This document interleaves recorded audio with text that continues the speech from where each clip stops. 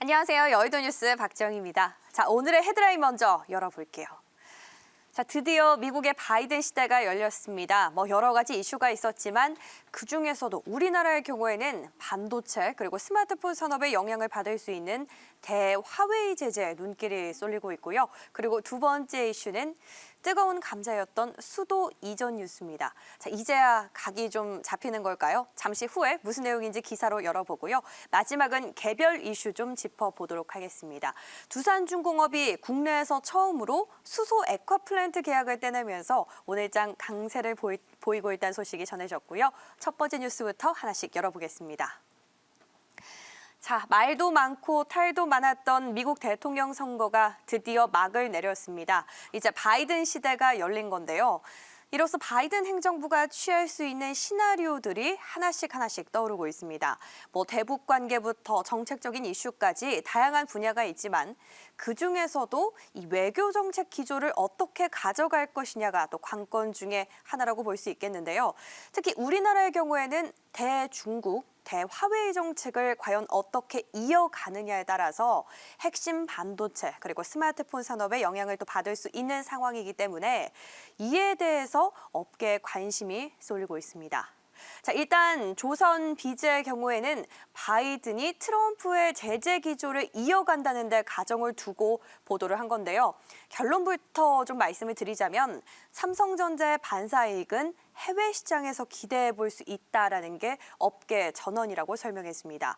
물론 이 해외 국가는 중국이 아니라 그 이외의 국가들인데 화웨이의 경우에는 일단 해외에서는 주로 $250 미만의 저가 시장에서 주력한 편입니다. 바로 이런 빈자리를 비집고 들어가기 위해서는 유럽이나 동남아 그리고 중동, 아프리카 등지에서 경쟁을 통해서 승부를 봐야 한다라고 입장을 밝힌 건데요.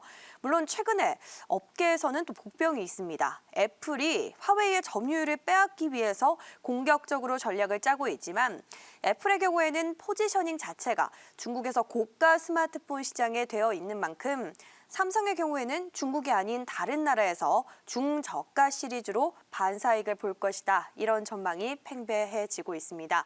자, 반도체 흐름들 오늘 장에서 보면요. 양호합니다. 일단 대장주 삼성전자부터 볼게요. 기관과 외국인의 동반 매수세가 유입되면서 오늘장 오름세가 그래도 유지는 되고 있고요. SK하이닉스도 마찬가지로 오늘 빨간불 켰었는데 이 빨간불을 켰을 때는 5거래 연속 상승세가 이어질 것이다. 이런 전망이 나왔었는데 지금은 또다시 하락 전환했습니다. 또 유진테크의 경우 9거래 연속 빨간불 키다가 오늘 장에서는 하락 전환했고요. 마지막으로 텔스는 기관이 10거래 연속으로 러브콜을 보내고 있다는 점 참고하시면 좋겠습니다. 자, 이렇게 첫 번째 뉴스 바이든 관련해서 5G 그리고 반도체와 연결을 지어봤고요. 이제 두 번째 뉴스로 넘어가 보겠습니다. 자, 오늘 새벽에 바로 보도가 된 내용입니다. 국가 균형 발전 방안을 논의해왔던 더불어민주당이 행정수도 이전을 본격화하자 이런 차원에서 서울 여의도에 있는 국회의사당을 본회의장과 국회의장실만 남겨두고 모두 세종시로 이전하는 방안을 유력하게 검토 중인 걸로 확인이 됐습니다.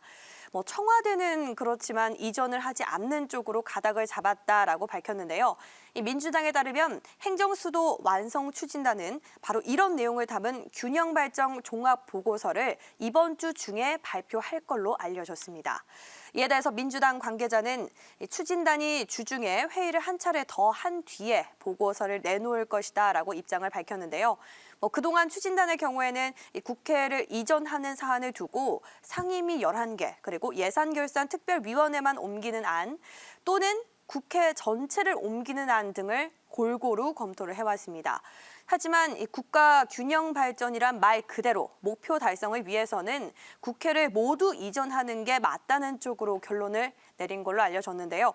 다만 국회를 완전히 이전을 할 경우에는 2004년 헌법재판소의 위헌 판결에 또 배치될 가능성이 있기 때문에 상징적 공간인 본회의장 그리고 의장의 집무실은 남겨두는 쪽으로 의견을 모았다고 밝혔습니다.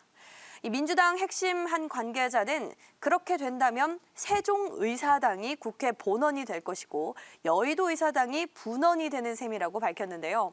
민주당은 그래서 이달 중으로 여론조사를 통해서 국민적으로 여론을 수렴한 뒤에 특별법을 마련해서 국회 이전에 본격적으로 추진할 계획이라고 밝혔습니다.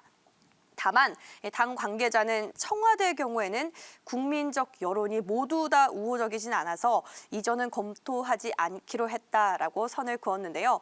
이렇게 세종시랑 관련돼서 수혜를 받는 종목들 오늘장 급등세가 포착이 되고 있습니다. 종목별로 보면요, 꽤 많습니다. 일단 프롬파스트 오늘 장중에 상한가까지 안착하면서 가장 큰 상승폭을 보였고요. 유라테크도 20% 가까이 큰 폭으로 올랐습니다.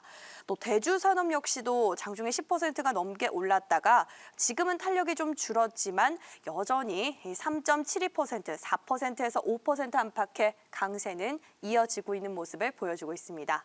자, 이렇게 두 번째 이슈도 정리를 마쳐봤고요. 이제 마지막 뉴스까지 정리해 보겠습니다. 자, 국내 개별 이슈입니다. 두산중공업이 국내에서 처음으로 수소 액화 플랜트 건설에 나서게 됐습니다. 두산중공업은 경상남도와 창원시 그리고 B&K 경남은행 등과 함께 창원 수소 액화 사업 EPC 계약과 또 투자 확약을 체결했다고 지난 금요일자 6일자로 밝혔는데요. 이번 계약 금액은 약 1,200억 원 규모로 알려졌습니다. 이번 계약을 통해서 두산중공업은 수소 액화 플랜트를 EPC 방식으로 건설하게 되고요. 또 향후 20년 동안은 유지 보수 업무까지 수행을 도맡아서 하게 됩니다. 자, 이 플랜트의 경우에는 하루 5톤의 액화수소 생산을 목표로 하고 있는데 경남 창원에 있는 두산중공업 부지에 2022년까지 준공될 예정으로 알려졌습니다.